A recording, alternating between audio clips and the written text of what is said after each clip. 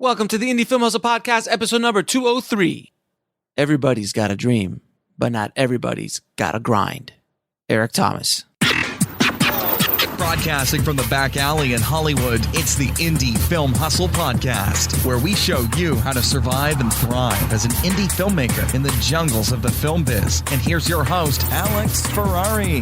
Welcome, my Indie Film Hustlers, to another episode of the Indie Film Hustle Podcast. I am your humble host, Alex Ferrari. Today's show is sponsored by Video Blocks. Now, guys, when I was shooting my show for Legendary Pictures, and I did that 96 pages in 4 days, I actually got into post and we used a lot of stock footage, stock sounds, and even some graphics from Video Blocks. They are an amazing resource. With your membership, you are granted the rights to use that footage forever, in perpetuity, on any projects you want to. So if you want to try a 7-day free trial, and by the way, anything you download during those 7 days is yours to keep. And if you decide to stay, you get 84% off the yearly membership. It is well worth it, guys. Trust me, if you do a lot of production, it is something you really need. So just head over to videoblocks.com/hustle. So guys, today on the show, we've got Mark Gantt. Mark Gantt is a director and producer, and he was one of the first guys to really do a streaming series or a digital series right. He produced a series and co-created a series called The Bannen Way back in 2010, and that's how he came to my attention originally.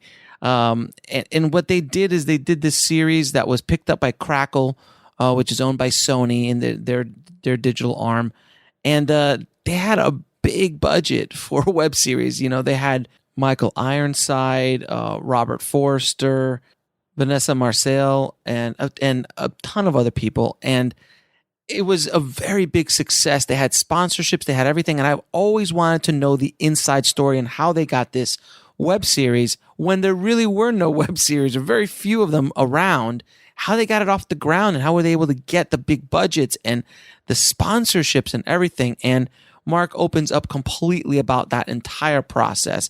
He also talks a lot about his directing career, because now he's become a director since then, and he's been an actor and has over 54 credits on IMDb as an actor alone. So the man is constantly working. It took us a while to even get this interview up and off the ground because we've been chasing each other for about a year. But it was just a wonderful time, a wonderful conversation about someone who's in the business, working in the business.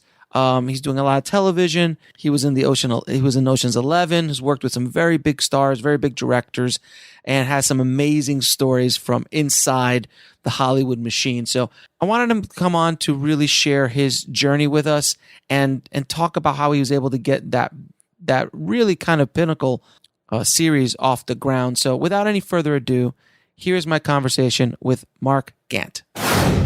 I'd like to welcome to the show Mark Gantt, man. Thank you so much for being on the show and taking the time out to talk to the tribe, man.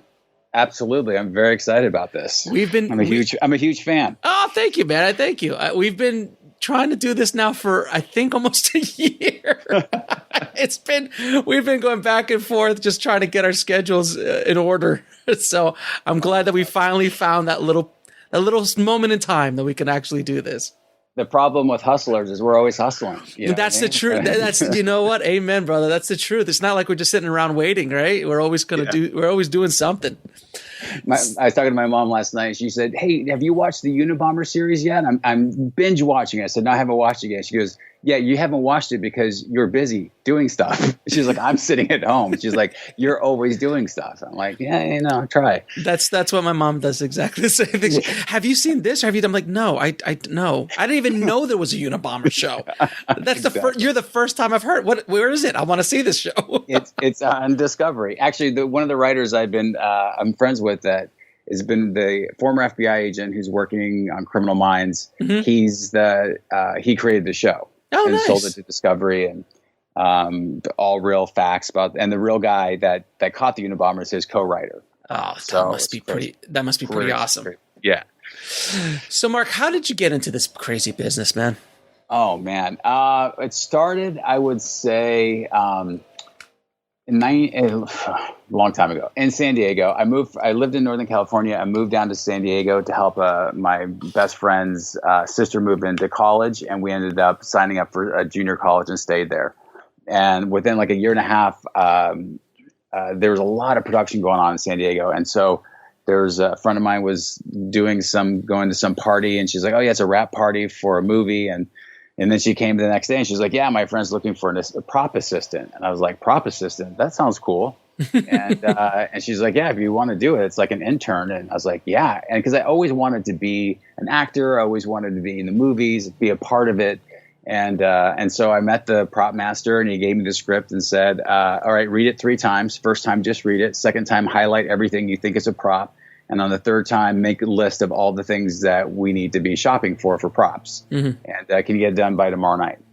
And I said, "Sure." So I did that, came back the next day, had a notebook, the script, highlighted the whole thing. He's like, "Nobody's ever done that." He's like, "You're awesome. You're on." And that, like, I started as an intern, and then by the end of the show, I was on-set dresser / prop master because everybody had to go on to other shows. Mm-hmm.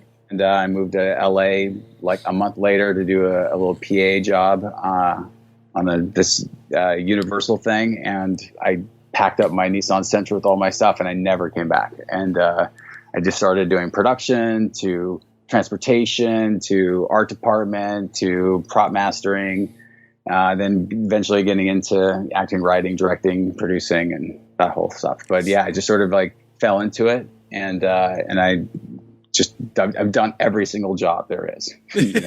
Right. You just took the opportunity when it came to you, and you hustled. Exactly.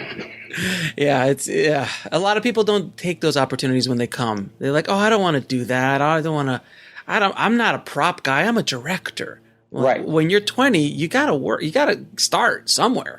To me, it informs everything. I mean, I think I had a meeting with these producers the other day, and I was describing what I've done and blah, blah, blah. And she was like, "Wow. So like you're kind of coming from not just creative, but like you understand the budget." And I said, "Oh, I mean, I think that's important. I think you have to know everything. So when I'm on set, it's not like I'm like, yeah, well, why can't we just do the thing? I know it's going to cost us X amount of dollars to get that location, to have everybody have to drive everybody across town to get to the thing. There's shuttle vans, there's parking, and the look on her eye was like, "I love you. I want," and she's like, "I love this. I love this."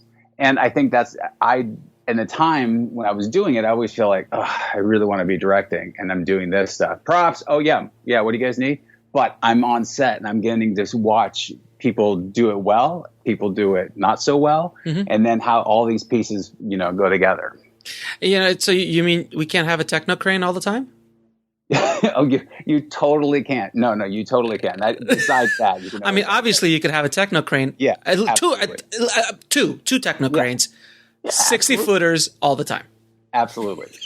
Just standing by, just if you need it. So I'll tell you a quick story. I'm down in Miami in 90-something, probably 92 or something like that, when True Lies was being shot.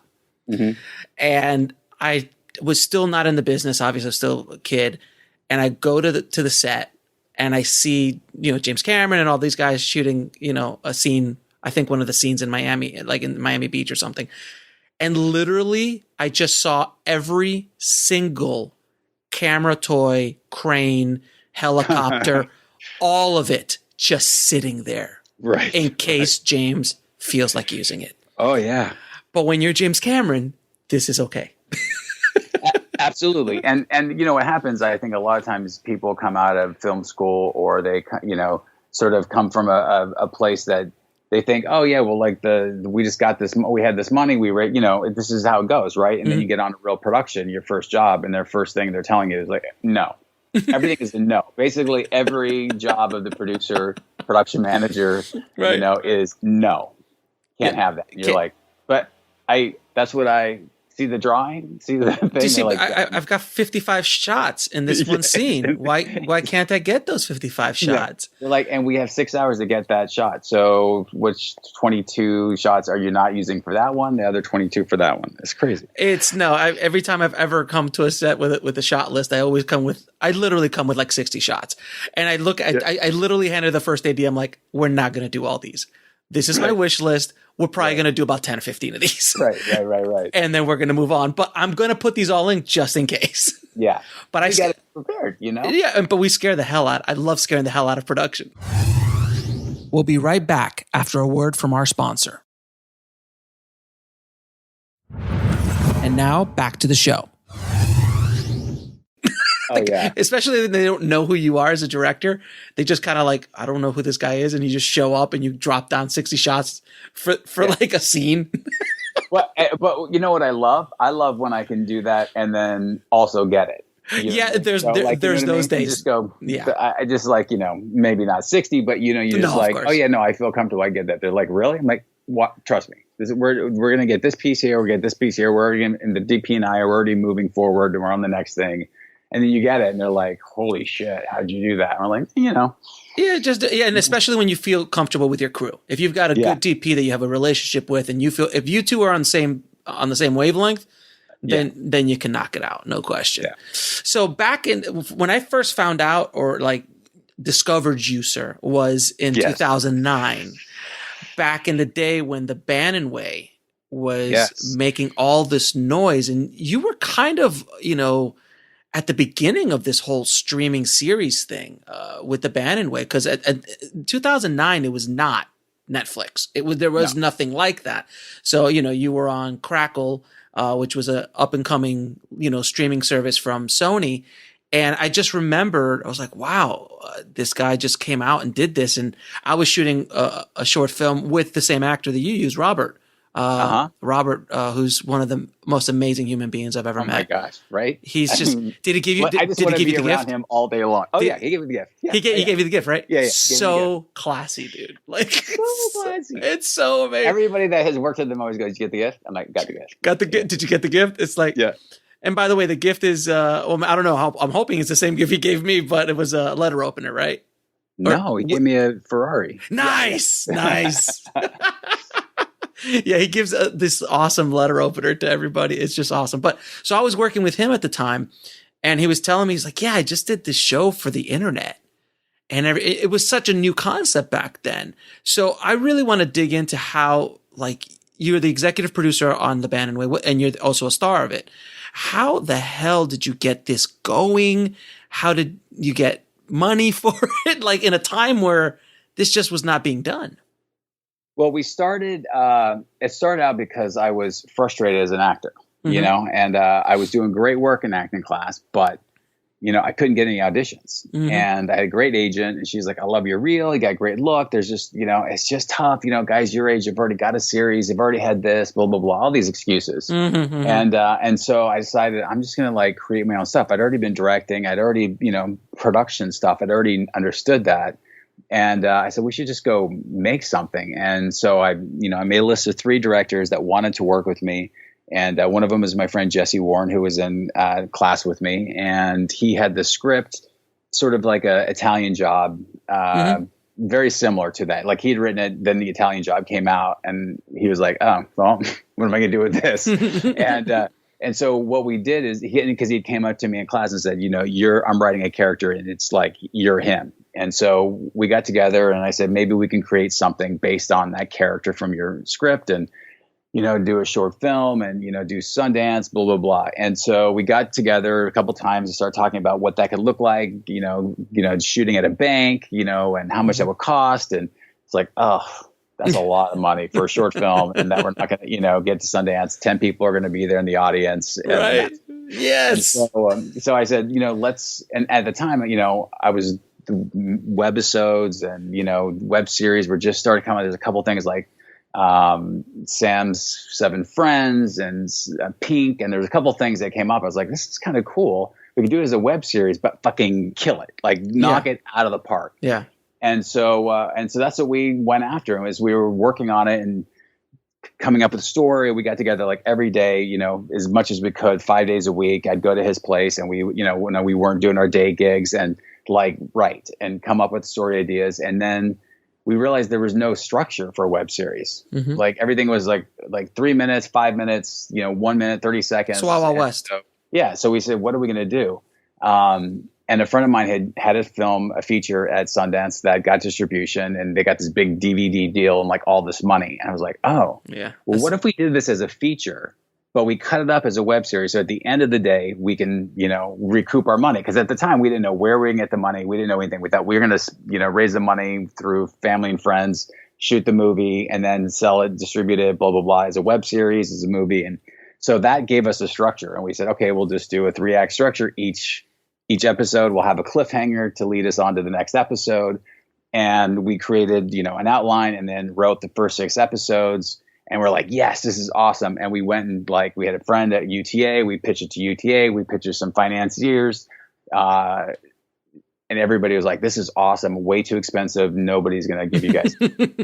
Right. And a friend of mine who was at ICM at the time said, you're not Clooney and he's not Soderbergh. No one's going to give you guys the money. Mm-hmm. So we're like, shh, all right. So we got depressed, and then we still looking at it and going, well, why don't we just shoot the first 2 episodes, and then we can use a proof of concept, maybe raise some money, blah, blah, blah. Mm-hmm. And so we did. We spent about, I think it was like $8,000 to shoot the first 2 episodes. We shot it over Valentine's weekend. Mm-hmm. I reached out to Jaguar, got them to give us a brand new XF Jaguar that hadn't even been released in the US. Mm-hmm. They dropped it off at our house. Let's slow down for there. So you just reached out to Jaguar and you said, hey, we're making a short. We'd love to highlight one of your cars in it. Will you drop it off? Yeah, let me back up to say that before that, I had created a whole website that had all the characters, the story, the imaging, everywhere it's going to go, who our audience was. So we basically created a pitch deck in a website, which again, I didn't even know that existed, a pitch deck. I was just creating the show. I was like, all right, so how do we pitch the show to people so we can get money? Let's create something. Here's the thing. And we just literally we're just putting, I had images of the BMW shorts were big back then with Clive Owen. So I had videos of Clive Owen and blah, blah, blah. So I sent that I got the contact because I used to do props of Jaguar and GMC used to do, or Ford and Jaguar used to be together. And so I read a product placement person who put me in branding, who put me into marketing. Mm-hmm. And I talked to this guy and he's like, how did you get my number? And I was like, oh, well, I did the thing. I called the so-and-so and they did the thing. He's like, okay, well, I don't know what I can help you with. Mm-hmm. He's like, what are you doing? I said, well, it's like a TV series for the web and blah, blah, blah. I said, can I send you the link to the site and you can take a look? He's like, I'm really busy, but send it to me. And, so I sent it to him and then I called him back 10 minutes later. I said, hey, just want to make sure that you got it. He's like, yeah, I'm looking at it now. Hold on. I'm the wrong guy. Let me just stand by. Hold on. So then he puts me on hold. Another guy picks up and says, yeah, hold on. I'm just looking at your whoa, you got Clive Owen? I was like, no, I don't. I have the next best thing. I have me. And so we talked on the phone. He said, well, let me talk about it with the guys. And then he came back and he said, listen, this looks really cool. And I could really see this going. He's like, we've got a new XF that's coming out. We'd love to get it into something. And if you're interested, this is the color that we have in LA. And I could, when do you start shooting? And literally that's how it went. And so that was sort of the opener for us. And that was using the website, which then also we, used it into a pitch deck as well, PDF format, and all that stuff got us more connected, So when we were pitching it to people, even actors or actually we got, Stana Katic did the original thing, who went on to do Castle. She had done the pilot for Castle, was doing a 007 movie. And she was like, oh, this sounds interesting. Yeah, I'd love to do that. And so she shot the pilot and was originally going to be in the whole show, but then Castle came and so she couldn't do it. But it was because the website, she got it. She goes, oh, I get the series. So I want to just stop for a second because I want everyone listening to understand and really grasp this concept, because it's something I've been doing since 2005 is creating an insane website. Because that's your marketing tool. That's what gets you everything. That gets you actors, that gets you money, that gets you sponsors, that gets all that, because you create the image of something much bigger. And it was just basically you two. That was it. But you built a lot of smoke and mirrors to kind of show off hey, we're much bigger than what we really are. Exactly. And part of that is what it did for us, besides exactly what you said, it also gave us the confidence, because we were like, oh yeah, we really know this show. Right. And so when it came down to I was shooting it, or getting things together. We got to set the first day. It was like, it's been in our bones and we know exactly. And, and you're striving for perfection. You're trying to get this thing, but it was so clear, like, oh no, this shot, we were both at the same time going slow-mo, this, lens flare, door open. It was a slick show. It was a super slick show, man. Very well produced. Thank you. We'll be right back after a word from our sponsor. And now back to the show. So basically that was what we did. We shot these 2 episodes and we created a trailer out of it. And while we were still in post on the 2 episodes, we had the trailer. I mean, again, we wanted it to be done. We did it February 14th. We wanted it to be done, March 14th. 9 months later, we were finally done. When you talk about free, everybody doing it for free, doing a thing. And when we finished it, we had the trailer and we sent out like this email blast to everybody that we had known and had the website and the trailer. And the first person to respond was the guy who said, I wasn't Clooney and he wasn't Soderbergh. He said, I'm on my way to Disney. Can I pitch it? And I was like, sure. And then he came back and said, they love it. I'm going to Sony and there's a new thing called Crackle. Can I pitch it to him? We're like, sure. So he did. They loved it. He goes, can you come to the office tomorrow? We need to talk. And that was on. And we met a ton of people. We met ABC, Fox, everybody.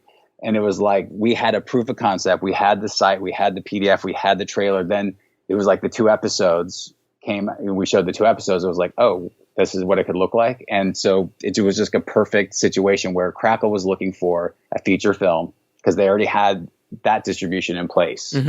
And, they want to do web series, but then it just came to like, well, what if we broke up a film and made it into a web series?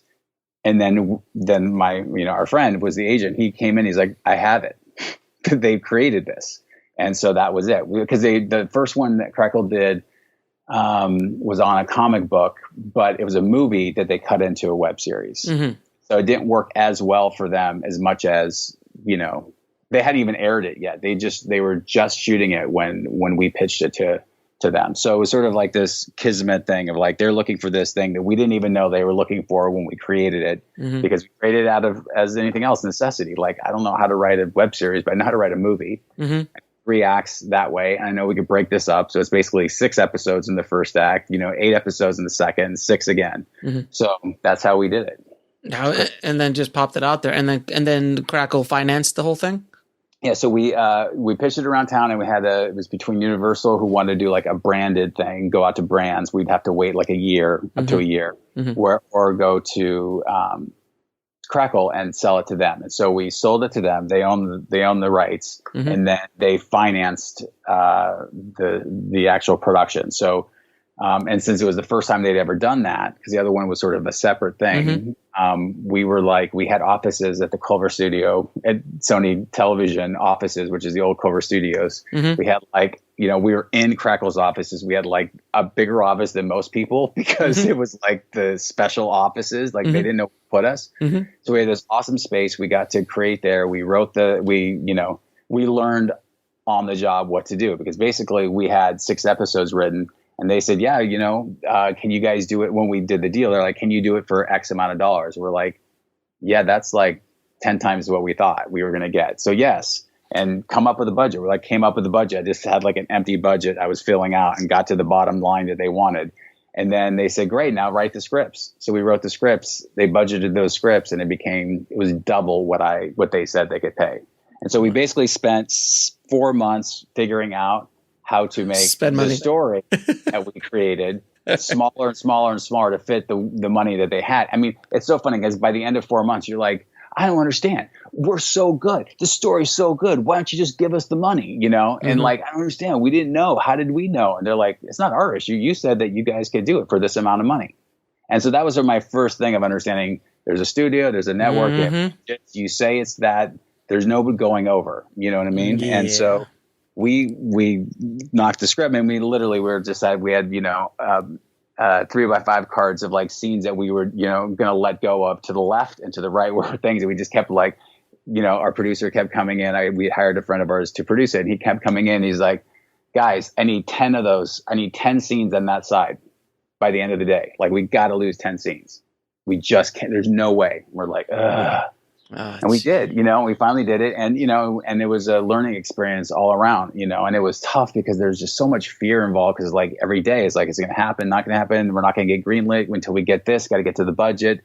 5 budgets later, money's being spent. People are looking at us. They walk by us in these glass windows, look by us and go, you guys coming? How's it coming? Huh? And so there's this pressure. And literally right before we were going to get greenlit, they said they were totally cool with the cast except for Stana. We were still not sure if she was going to be able to do it. And they said, we're pre-selling this. I'm totally spacing on the other movie they did. And it doesn't have big enough names on it. So you guys need some names for the Bannen Way. We're like, okay. And they're like, but we don't have any more money in the budget. Of course. The money you have. We're like, what? Of course. Like, yeah.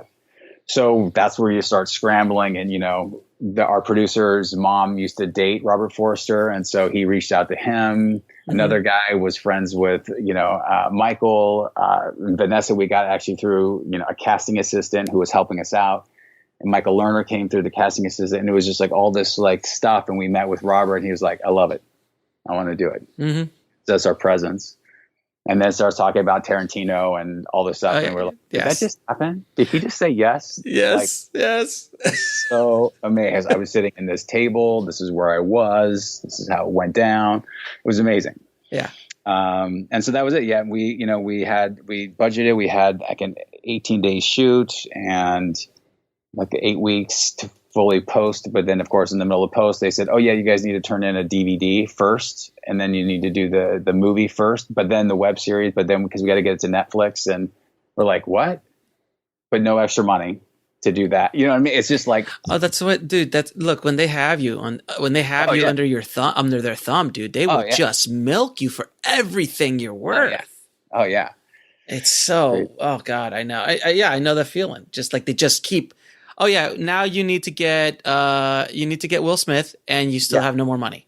Yeah, exactly. It's like stupidity. Like what? And that's how this town works, right? Yeah.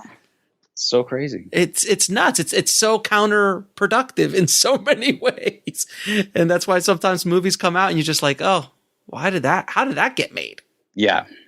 Yeah. And then let's go through the production a little bit. How many days did you shoot the whole thing? It was 18-day shoot. Okay. And shot on the red, if I remember correctly. Shot on the red. It was actually one of the first red ones. Yeah. Yeah. First ones. And also the first, I think, second feature / digital series that was shot on the red. So we were like, again, early everything. Early. Yeah, you were on the bloody edge of technology. Yeah. How was that workflow? Oh my God. Oh my God. 2009 red workflow. How was that? Horrendous. I remember our DIT was just like, I'd go over there and just check in, like, hey, just, see some of the stuff that we shot that day or whatever. Yeah. And he was just like, dude, this is just brutal. This is brutal. Like, just so hard. He's like, I don't know, transcode. I don't know. I don't. Maybe come back in like a half hour. It's like the thing was like, I mean, and for everyone listening, you have to understand 2009, DITs are a new thing that, like the whole concept of digital filmmaking is still really in its infancy at that level. Like there had been other digital, like, the Panasonic, HVX and other little cameras. But when the red showed up, that was the first kind of real cinema, not the Varicam, but like a real cinema camera. And that's basically, they started everything that we know now with the Alexa and Blackmagic and all the other cameras. But yeah, back then, man, I was in the thick of it. And I was one of the few guys that knew the workflow. So I got a lot of work. Yeah. It was a beast, that thing. I knew feature films that were literally sitting in a hard drive for 2 years. Waiting to figure it out. No, it was crazy. It's crazy. So yeah, we shot on the red, 18-day shoot. We shot everything at Lacey Studios. Oh gosh. Downtown. Yes. And that was like literally the only thing we could afford. And we went there on the first day and Jesse and I were like, no way. There's no way we can shoot here. Like we created a highly slick series. Yeah. Like like, you know, like Transporter, like Kick-Ass, like, you know, like Smoking, Lock, Stock, and Smoking Barrel. Like, that's what we created. What are you talking about? We can't shoot here. And literally we were like, and the producers and everybody were just like, this is all the money. You can't afford anything else. Everything has to be here. We had all these great locations, and, you know, we actually got one location. We got to go to Griffith Park to do like the end of the movie. We'll be right back after a word from our sponsor. And now back to the show. And it was like the 11th hour they let us shoot that. The rest all had to be at Lacey Studios. And so that was also, you know, you're in it going, now we're changing story and the thing, and maybe it's not, maybe it's a party, maybe it's not a mansion. How do we get this? What does that mean now? So again, I want to stop you. So I want to just kind of highlight what you're going through right now for the audience. Is like, even when you're with a studio like Sony, you've been greenlit to do a show, you are still basically an independent film. And you're hustling and kind of maneuvering around the limited resources that you might have. And it's fascinating to hear, because what I saw didn't reflect what you're talking about. Oh, thank you. So, I mean, no, honestly, when I saw it, I was like, these guys did something super slick, super like really high in production value. So that's why this story is so like fat. Because when you said Lacey, and for everybody who doesn't know what Lacey Studios is I'm going to say it's kind of like a studio, but it's not. It's basically like an old abandoned warehouse that they converted into 55 different sets. Not even a sound stage, not soundproof by any means. And literally they just built walls and created rooms. Like there's the hotel floor, the empty, it's just, they got everything there, and everyone shoots there. Like every major movie shot there. Yeah. You know, TV shows, I see it all the time. I'm like, oh, there's Lacey. Oh, there's Lacey. Saw was completely shot there. I think, Totally. So they had said, you know, we were in that situation where it's like, we created this thing and we didn't know what we were doing. And, you know, we just thought, well, you know, $750,000 is going to go a long ways. And then you start going, oh yeah, by the way, because it's Sony, it has to be IATSE. Oh, you're done. It had to be, so we're done. So we already have P&A, we have like all this stuff. It's WGA, it's DGA, because all that, which is great, yet it all costs, you know. You just siphon money out. Our budget's actually $200,000. That's what our budget is. You know what I mean? At the end of the day, we had $200,000 basically to make it, because everything else is just going to, you know, it's not going on the screen. Not on the screen. And so it was really, really challenging. And so we got there, and, you know, one of the things that saved us was, besides Roger Gingerian, our DP, who's amazing, was our production designer. And we had like 3 production designers that we wanted to work with, including one of my friends, and they were all busy. They couldn't do it for the money. And that's where, you know, being Sony's done their daytime television. They said, we have a guy who worked on General Hospital with us, and, you know, he's available. We're like, yeah, well, we should meet him, you know, and see. And they're like, actually, no, he's available. And we offered him the job. And we're like, okay. And we were so pissed. We're like, really? At that point, you know, we're up against it. And they're like, we got to make a decision. So this guy comes in, and he was like Bulgarian, and he, for $5, made every set look amazing. He literally, no matter where we were, what we were doing, he brought in stuff. He's like, he was coming, we were prepping, and he's like painting by himself a whole room in like an hour. He's like, I take care of it. It's no problem. It's no problem. I take care of it. And he killed it for no money. And since I was props, I was able to go to like ISS prop house and hand prop room and say, hey guys, I'm making my first thing. This is my thing, blah, blah, blah. And they basically gave us an insane deal on everything. And so, you know, we're, like you said, we're independent, you know, filmmakers.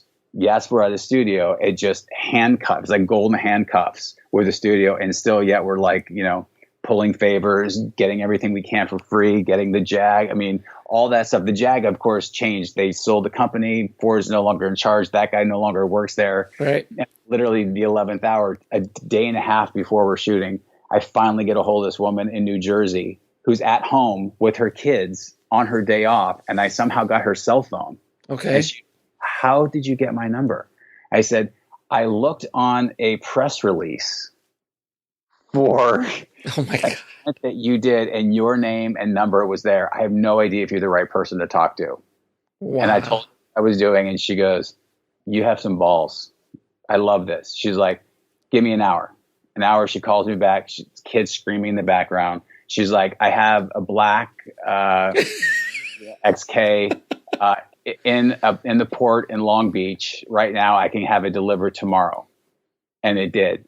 And it was like incredible. It was like, what? That's insane. Because I mean, even to rent that cost a good chunk. Totally. So I had it for the whole production, and a couple weeks after, she's like, do you want to drive it for a couple weeks after the production? You can't. I don't need it back until whatever the day was. And I was like, yeah. Yeah. So it's just one of those things. Like, that's just the hustle. You know what I mean? There's just there is no. Like, it felt like, it's funny. It's like, when I'm thinking about, like, as an actor or trying to get work as director, it's like you put yourself out there and you get the rejection, and a lot of people just give up. Mm-hmm. You get that rejection, the no's. And I have this, a producer friend of mine who's, he's a successful guy. He's the guy that has like 25 films in development and pre-production on IMDb with like everybody from Joel Silver to whoever. Right. And he's like, I'm an independent producer. He goes, every day I'm just collecting the no's. I just collect the no's. And when you're doing a production like that, it's like you collect the no's. You're going to know that your DP is going to like bail out the day before. Makeup person is not going to show up. You know what I mean? Mm-hmm. There's going to be those things that are just going to be no, and you just have to outcreate it. You have to be so passionate to win that you just don't give up. And I felt like there's so many. I mean, we joke. Jesse and I said we should call our production company No Productions, because literally we were just hit with like, how many hoops do we have to go through to get this thing made? Like, literally, they were like, hey, here it is. We got it. Oh, by the way, you need names. Oh, by the way, you have to shoot it in one location. Oh, by the way, you actually don't have any money because it's all going to, and you got to have $3.99. If we go on things, you got to have Teamsters. We're like, what? Why? How can't we? Just like, and we just roll our eyes and go like, let's do it. It's really a challenge, because they were trying to do, I think back then they were trying to shove in the legacy way or the old school way of doing production into the new form, which is web. Yeah. And you can't. Nowadays that doesn't, nowadays it doesn't happen like that. No. And a lot of times more with even, stuff with, before even in the beginning of Hulu stuff, and Amazon, it was much more, you're doing the indie production. They're not the production company. Mm-hmm. They do the negative pickup, or they'll say they promise you the money, then you have to fund it yourself and pay for it, and then they'll pay you. But it's just like, even that is that's pretty yeah. You're like, wait, so but you guys can always say you don't want it. Oh, great. Yeah, you have that out. So yeah. That's Sorry. So the show is done. You've gone through hell and back. Now it gets released. How is it received?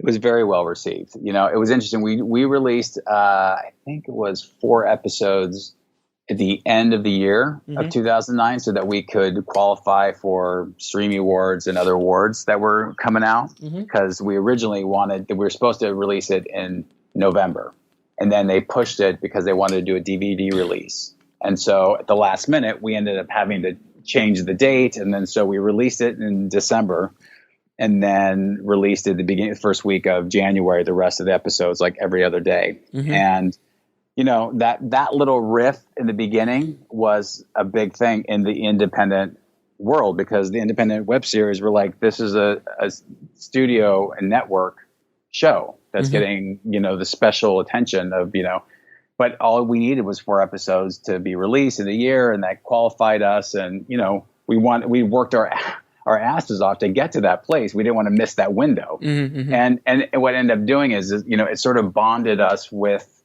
the other filmmakers, because at first it went from them hating us because we were doing that, to us defending us, and then us seeing them at like the Tube Filter events or any of the other web series events, we'd show up and go like, hey, we want to talk about this. We're just like independent guys making something. That's it. We're not like the studio. We're not some studio guys that have all this money, because this is what happened. And it was just a really interesting thing. So the show itself got really great reviews. People really dug it. We were like breaking records. Again, this is early on. So, we got 10 million views in the first 2 weeks, and it was like nobody was getting those numbers. Yeah, that was on Crackle. Yeah, it was on Crackle that people was hard to find. Yeah, and, yeah. And so it was really an awesome experience. And then we went on to, be nominated for 6 Streamies, tied with The Guild, which was like the big comedy at the time. And we'll be right back after a word from our sponsor. And now back to the show. We ended up winning 4: Best Director, Best Actor, Best Editor, and Best Show. And it was just crazy, just really, really a crazy ride. And now after you released it, then you released it on DVD as a feature film. Yes, it went out as a feature film on DVD, and then also VOD. So it was, and EST. So it was like you literally at the same day that they released on DVD, you could get it. Actually, on the last day of shooting, last day it aired online, you could rent it on iTunes and Amazon. Mm-hmm. But in the beginning, you could rent the whole thing. You could buy the whole thing in the beginning. So they're like, hey, you could buy it. And so it was already available as a movie on iTunes and then DVD, Redbox, and Netflix and stuff. And then it started to air as movies, worldwide as like the normal distribution model that Sony's home video had. So, and then it did. I'm assuming it did fairly well for them. Yeah, I mean, here's the thing. I love this. This is it's the creative accounting. Like, no, you never made money. Looking at the thing, I'm like, wait a second. What's this $100,000, TV and distribution fee? Like, where's that coming from? Like, how do you guys, but yeah, it made money. It made money. It did good for them. And, you never saw a dime. No. No. And then in fact, the last thing I got is like, I literally saw it is like, there's a $150,000 TV distribution fee that I don't understand where they threw that in or what that even means. And so I'm reaching out, trying to find out if I can even get an audit. And I talk to people who are like, good luck. Good luck with that. Yeah. But because if you do that, then you'll be blackballed. No one will ever work with you again. So it's not like, hey, give me that money. There's a small fight, and it's just not worth it. Right. I mean, Forrest Gump did make money, so yeah, exactly. I mean, so there's that. To the point where they actually had to talk to Tom Hanks, and Tom Hanks like, Forrest Gump made money. I don't know what they're talking about. Yeah. So how did the Bannen Way kind of change your career trajectory? Like, how did you start getting, like, what happened as a result of it for you as a director? Well, so, what ended up happening is that because on that I was actor, writer, and producer, and not the director, Jesse went off to, really focus on trying to do features. And so he went his direction. He's like, I need to do my thing. I was like, get it. And I'm going to try to do my thing. And so I went into, again, developing projects for myself as an actor. And in that process, it was like, I need to, make some stuff. I want to direct some stuff. Like because our deal was, we were both actor directors, and this one was going to be one that, he was going to direct, I was going to act. And then like the next one I would direct and he was going to act. But he was like, I don't know about acting.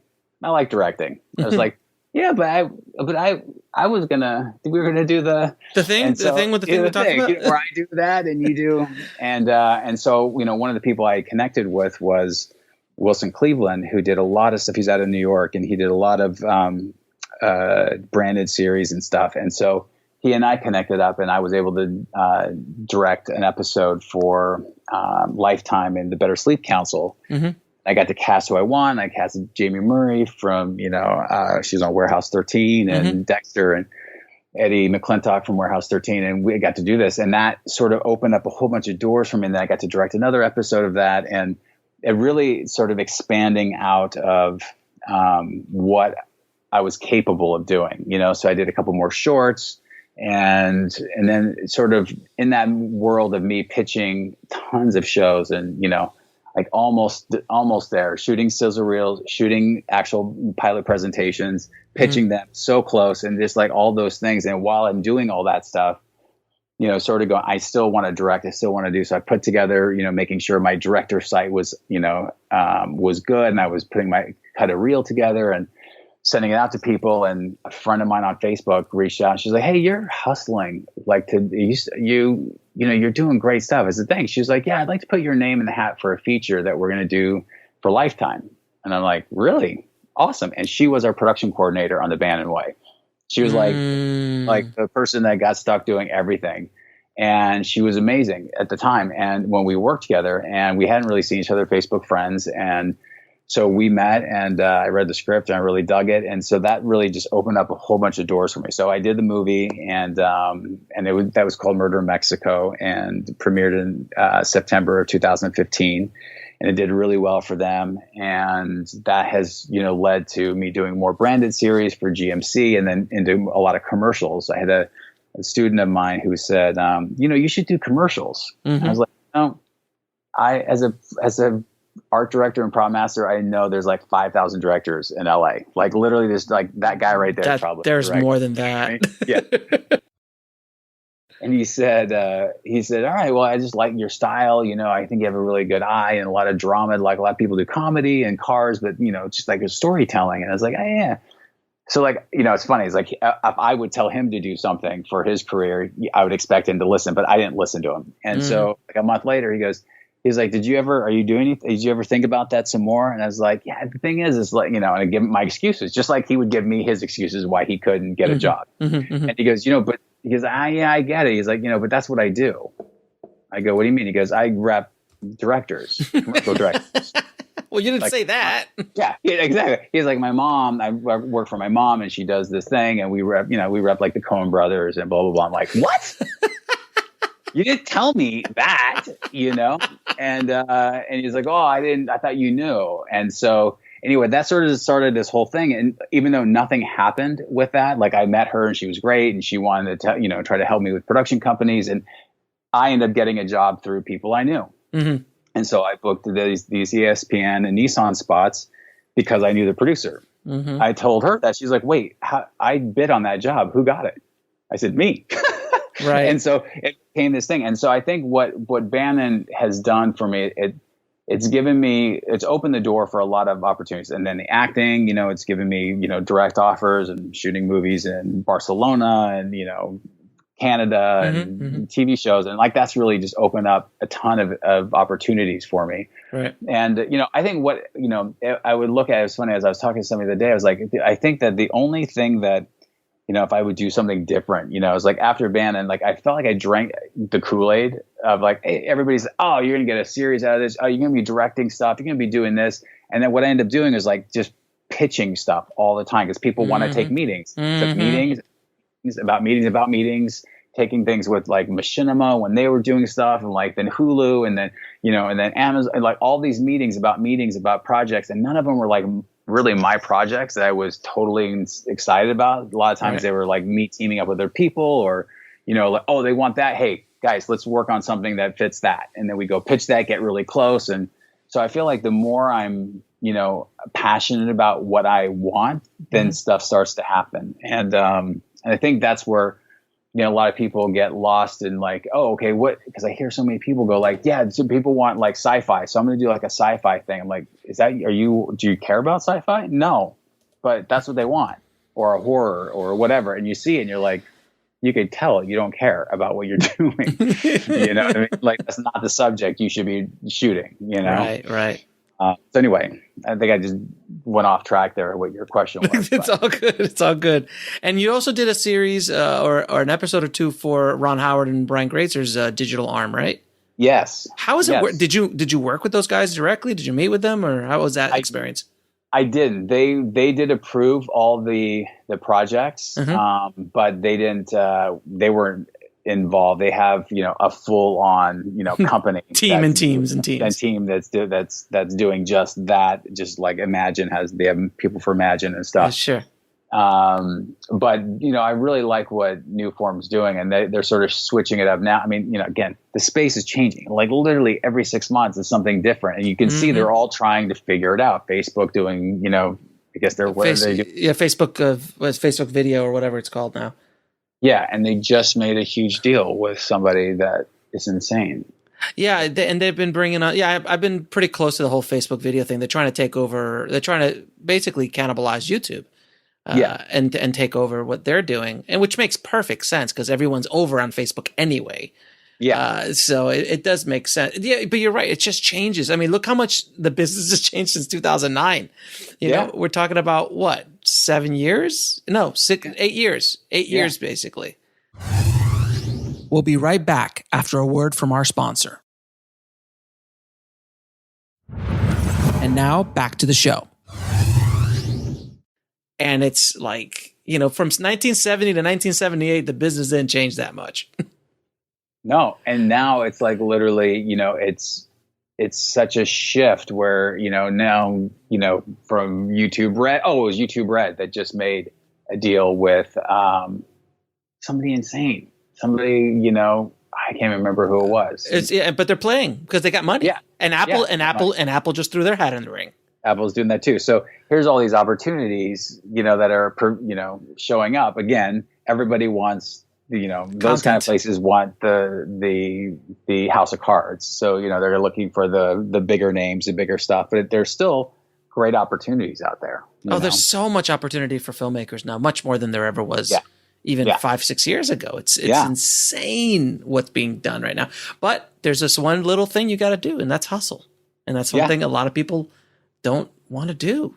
And I'm sure you know those guys. Oh, no, I was talking to my agent yesterday, and she was like, we haven't been taking manager meetings, and she's like, I'm so frustrated. Nobody wants to hustle. Nobody wants to work. Mm-hmm. This business is like, everybody's lazy. She goes, what I don't understand is like you're giving them, you're on a silver platter. They don't understand. You're going to hustle more than any client that they ever have. You're doing all these things. You're basically giving them money, you know, opportunities. Money. You're giving them opportunities to pitch you, to get you meetings, because you're doing stuff. You're not just sitting there going, I got the script and I'm waiting. And she's like, I don't understand. Why don't people, you know, and you know, I just booked this role on a TV show, and like, I knew the writer, and we've been, you know, working together. We've been, you know, trying to do stuff and keeping in touch. And then the casting people, and like, it was like 35 actions for me to get this part that I got offered after I'd been in for them 10 times and do all this stuff. But it's like, my hustle is insane. You know what I mean? Oh, I know. Like, I didn't just go do the one thing and do the stuff. It's like, and most people are not willing to do that. They do a couple actions and they're like, no, I didn't get anything. All right. You know, and it's like, you've got to outcreate that stuff. And it's so easy. There's so much rejection, you know, just in the normal thing. I mean, God, you can't even tell your friend a story without them going, well, it's been done before. You're like, of course. I'm done. You know, I was like, oh, right. That they did do that, didn't they? You know, or whatever. Or like, when are you going to get that full-time job? You know, Johnny? But the thing I find fascinating about, you know, because we can smell our own, the hustlers. So that's why I wanted you on the show. Right. We can smell our own. But the thing I find fascinating is that when you tell people about things you're going to do, and they're like, you know, you probably won't be able to do this, or probably won't be able to do it. And there's always that negativity. You occasionally have champions, but generally speaking, most people are, you know, because they don't want to, I don't know why they do it, but they just do. And then when you show up with the project done and you did it in 6 months, and they're just like, you were just talking about that a little bit ago. I'm like, yeah, it's done now. Yeah. Oh, and by the way, we just sold it to Hulu. And we also just sold it on iTunes, and we're going, and we got 3 other ones lined up right afterwards. And it's the Mark Duplass style of doing things. Yes. You know, it's just got to go and just do, and just stop talking about it and stop taking meetings. You know? It's the death of it. You know, it's so funny. It's like, and you get lured in. Like I said, I drank the Kool-Aid. You know what I mean? It's like, take the meetings, you do the thing, you meet the managers, they're excited, they do a thing. You talk to the producer, they're excited, you do a thing, and you meet these writers and the thing, and you go, oh yeah. And then it's like meetings about meetings about meetings, and it's like, but nothing's happening, you know? I'm right now, I'm so guilty of not creating right now. I'm jonesing. I have basically 4 weeks to shoot another spec commercial and a short film by the end of the year, and you know, working on that's going to be based on this feature, because I got to do it. No, just stop for a second. You're shooting another spec spot after you have a demo reel full of real spots. Yeah, because there's like stuff that I want to do that, that I'm, this production company that's hip pocketing me. They're like, yeah, they sent me a Porsche thing. And I was like, I love that. Like, yeah, you don't really have anything on your reel. That's that. It's not a car spot. It's a car spot, but it's not. It's more, lifestyle and the thing. I was like, shit, I need that. So like, I'm like, all right, I want to create something, again, what I want, something, create that thing that's going to get me the more work that I want to be doing. It's, that work ethic, I think in our generation is embedded in a lot of ways in our generation, but it's so hard to kind of preach to people. I'm like, you've got to do this. You got to keep hustling no matter how old you are. And I always use the example. I was like, look, Spielberg couldn't get money for Lincoln. Right. It's Steven freaking Spielberg, man. And he had to hustle to get money. Scorsese couldn't get the money for that last movie he did. The one that just got released last year, Silence. That was his dream project. Couldn't get money for it. It took him forever to hustle that money to make that movie. So even the giants, the gods of our business have to hustle sometimes. Yeah. They don't just drop buckets of money on you. No, and, even people, like Clooney, it's like, they're hustling. He's a hustler to make stuff happen, to write stuff, to, hire people, to, like he's not sitting around going, I'm Clooney, I can do whatever I want to do. It's like, otherwise he would be doing a ton of crappy movies. I mean, he's hungry to tell stories that he wants to tell, Right. And he's together. I'm going to do this movie. I get that money. Then I put it in here so I can direct that. And he's honestly an amazing director. I think he's a very underestimated or not taken as seriously as he should as a director. Yeah, underrated. Yeah, definitely underrated. Thank you. Yeah, he's amazing. Ever since I saw Confessions of a Dangerous Mind. Oh, I'm like, Jesus. That was his first outing. I was like, well, there you go. Yeah, he's got the gift. Now, and you've worked on some very big movies, Ocean's 11 and I think Charlie's Angels as well, and a bunch of other big movies. As an actor, what's the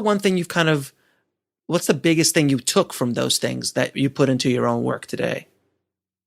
It's interesting. I feel like every director has their own style and their own sort of way of communicating, way of telling the story. And I always, what I think the takeaway from the most part is I have to be true to like what I want in terms of like what my vision is. And so I always I've seen I was saying the other day, it's like if there's a situation, most of the situations I've been in are how not to do something. Like that's my learning experience. Like when I'm on a set or doing something, it's like, oh, that's how you don't do that, And so you get to see that. And then there's like the great times where you're like, oh, that's actually how you do, whatever it is. And so I think the guys and the women that I've worked with that are so clear about the vision they want and not backing down on it, but working as a collaborator,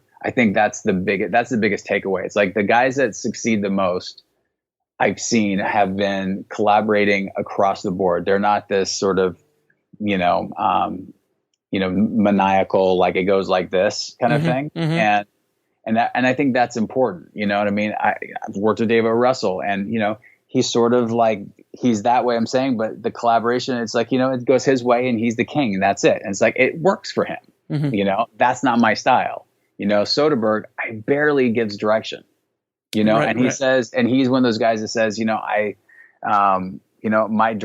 direct in my casting. He's like, I'm casting the people that I know are going to do the job I want, those are the characters. And then he gets to play with them sort of like props. Go stand over there, be here. I'm going to do this, camera here, lighting here, this music here, this cut this way. And those are the storytelling elements. And then other people like Brad Silberling is like, he's in it. He wants to get in there and talk to the actors. This moment, it feels good, right? So you're holding yourself. You're just there. Then the camera's going to come around real slow. We're going to reveal you right here. And he's got the the lens right in her face. He's like, I'm doing that. Yeah. And so it's like, it's a different thing. So, what my takeaway has been on so many levels, just being able to see what's really, really cool storytelling and best ways to tell the story, and that difference between just like, oh yeah, we're just going to set this shot up this way or this way, compared to I'm telling the story. The camera has to move this way, or we're not moving the camera at all because why do we move the camera? It's not being motivated, or whatever, sort of a point of view is. And, but I think that's the biggest thing is like the strong point of view. And to me, the collaboration of being able to go like, here's my idea. This is what I'm trying to accomplish, instead of like pushing that idea to go the DP, to the costume designer, production designer, prop guy, everybody to go, how do we get that? We'll be right back after a word from our sponsor. And now back to the show. And they're like, well, we could try this or do this. And you're like, oh, that's way better than my idea. I like that. Let's go that way. Got it. Yeah. And Soderbergh, man, he shoots his own stuff as well. Yeah. It's insane. Yeah. And I think that's why it's not something that he can, I mean, again, everybody has their own thing. My wife is a director. She's an actress, director, and she directs completely different than me. Like she doesn't think about camera as much. She doesn't think about certain sort of how the framing of it. She cares about the emotional, storyline, the thing that we're going to be drawn into. And she wants to connect with that. And so everybody has it. So Soderbergh, I feel like you got the camera on there. He can't pull the camera off, give it to the assistant, go, okay, cool. So I want a little bit more here. Like he's in there going, I'm telling the story in this. Just deliver it. Please just deliver. I hired you because you're amazing. Right. And they do talk beforehand. There are questions. I mean, it's not like he never directs, but sure. He's not like every take, each take, he's like, okay, that was great. So let's, that was great. Just one more time, we'll have a thing. Just go again. Let's go again. Great. Let's go again. Right. And so he's creating it in the camera. He's looking at it and going, this is the moment. I'm going to pan over here. I'm going to stay on him. I'm going to pan over here. I'm going to go down to her hands, and he's telling the story for us. And he also edits most of his own stuff. He has editors, but he edits, I've heard him, taking over people's movies, as an editor. People ask him to come take a look at their movie, he's his friends, their friends, he's a genius. And he'll just recut the movie. They said, yeah, Soderbergh recut the movie. It's not my movie anymore. I'm like, what do you mean it's not your movie? He's like, it's not my movie. It's like, I have to tell him I don't like what he did because it's not my movie. It's his movie. It's now his movie, but that's how genius. Yeah. He just downloaded it. I didn't give him anything. He just took what it had, cut it up, put it in a thing. And now there's a new movie. It's like, he did that in an hour. I'm like, in a day. I'm like, holy shit. That's amazing. Yeah. He's that guy. Thank God he didn't retire when he said he was going to retire, whenever that was. I don't know why he keeps doing that. He can't retire. He needs to keep working. So listen, man, I'm going to ask you the last few questions I ask all of my guests. What advice would you give a filmmaker wanting to break into the business today? Oh gosh, work for as many people, meet as many people, get on as many sets as possible. That's it. That's the key for me is, because I've been on so many sets and doing so many different, positions, I know how a set works. I know I can tell, how we can fix something sooner than later. And all those relationships. And it's all the town is about networking and relationships. Like it's, anybody that's been here long enough, everybody. That's just how it goes. And so when I need something, if I've got an idea, I can call somebody, get some help. And it's much easier if I've just worked for free on their short for me to call up and go, hey man, can you help me out? I need this thing, rather than, yeah, I heard you did that short. Hey, can you help me out? And so I think for anybody getting into filmmaking, it's like to get on as many sets as possible, doing every job that you can possibly do, and learn, so that you have all those tools when you're going into creating your own stuff or getting hired to do something, that you understand what it means when they're saying, yeah, the grip truck's going to have to back in and drop off the dolly and do a thing, and they do these runs. And you're like, what does that mean? Right. But I know it because I actually was in the van driving to go pick up the stuff and do the thing, and I understand it. And so I think that's the biggest thing is to get as much experience as possible. so that you've got this basically an arsenal, a tool bag of of stuff to do, and then go out and do it and make mistakes. Don't make lots of them. Yeah, don't be trying to make the perfect short film. I have a friend that has a short film for 9 years now that's still not edited because he's the thing, and the thing has got to be perfect, and then and it's just no, man, got to get it out and just done. Move on to the next thing. And it's so hard. It's hard. I mean, for perfectionists like myself, the only way to get over that is to continue to hustle and create and just keep doing it.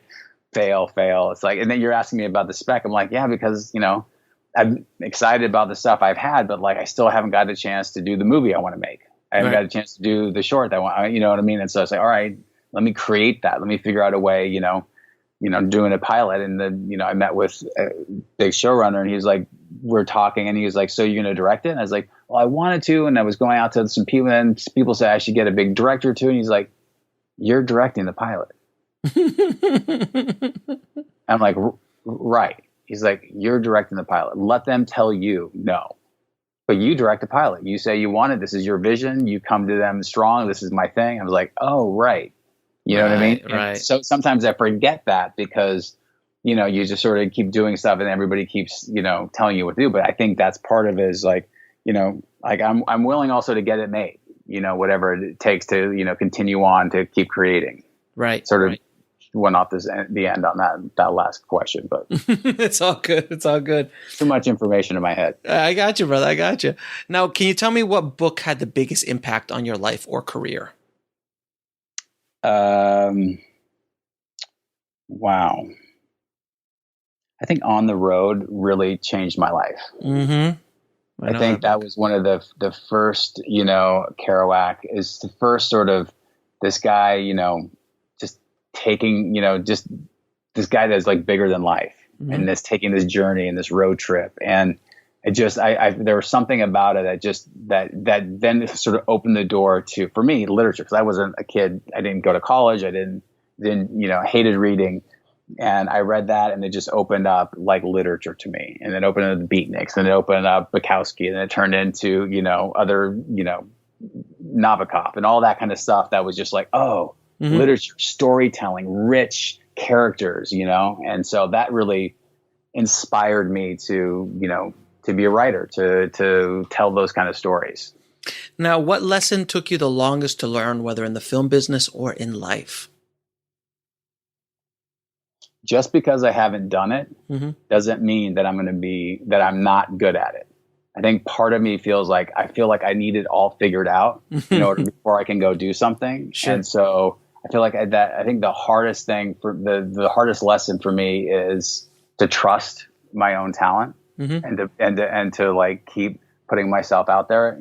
As a hustler, I'm still doing stuff. I'm still, making things happen. But I think there's a part of me that's still not, 100%, belief that I can be the Soderbergh. You know what I mean? See Soderbergh, that's Soderbergh. Yeah, of course. But to say that, I'm enough to go do that. I think that's been the hardest lessons see as I'm looking at my life, my career, my body of work, and going, yeah, how could I not think? Like you just said, why are you doing that? You've already got reels. Why are you creating? It's because I forget that I've done this thing because I'm already on to the next thing. So I think that's the biggest thing is to be in a place of I know what I know and create from that. That's been the biggest challenge for me. And what are 3 of your favorite films of all time? Let's see. Breathless. Excellent film. Morris Peros. Awesome film. I hate the thing. I would say A Place in the Sun. Oh yeah, I like that movie. Just somebody had brought up to me recently, and I remembered that movie, and I watched it again. It's so good, so good. I mean, there's a ton of others, but those are as of right now. Those are the 3. Yeah. And now, where can people find you online? Digitally or Twitter and all that good stuff. Mark Gantt at Mark Gantt everywhere. So that's from Facebook, Twitter, Instagram. Facebook, yeah. And my website's Mark Gantt, and Mark Gantt Director is my director site. But if you go to Mark Gantt, it's all there. Very cool, man. Mark, man, thank you so much for doing this, man. Thank you, man. This was fantastic. Thank you so much. It was great talking to Mark, and I'm so glad we were able to finally get that interview on and scheduled, because I was really wanting to get him on and delve deep into how he was able to get the Bannen Way up and the behind-the-scenes stories of that, as much as everything else we discussed. So, Mark, thank you again so much for doing that, and I hope you guys got something out of it. I did. I learned a bunch. Every time I talk to somebody new on this show, I'm learning stuff as much as you guys are. So thank you so much for listening. If you want to get links to anything we talked about in the show, just head over to indiefilmhustle.com/203 for the show notes. And guys, of course, if you have not done so yet and you guys are fans of the show, please go to iTunes and leave us a good review. It would mean the world to me. It really would. So just head over to filmmakingpodcast.com for that. And I want to thank all of the tribe that went over and took advantage of the insane Black Friday, Cyber Monday Udemy deal at $10 a course. I really appreciate it. We picked up almost 2,000 new students in the tribe. So thank you again so much. I hope you guys get a lot out of those courses. We've got a ton of new courses coming out in the next month. I've got 2 right now. And then January is going to be pretty insane, guys, as well. I got one big course that I'm working on right now that I'm going to keep quiet just until a little bit closer to the new year to let you guys know what's going on with that. But thank you all. And as always, keep that hustle going. Keep that dream alive, and I'll talk to you soon. Thanks for listening to the Indie Film Hustle podcast at indiefilmhustle.com. That's INDIEFILMHUSTLE.com.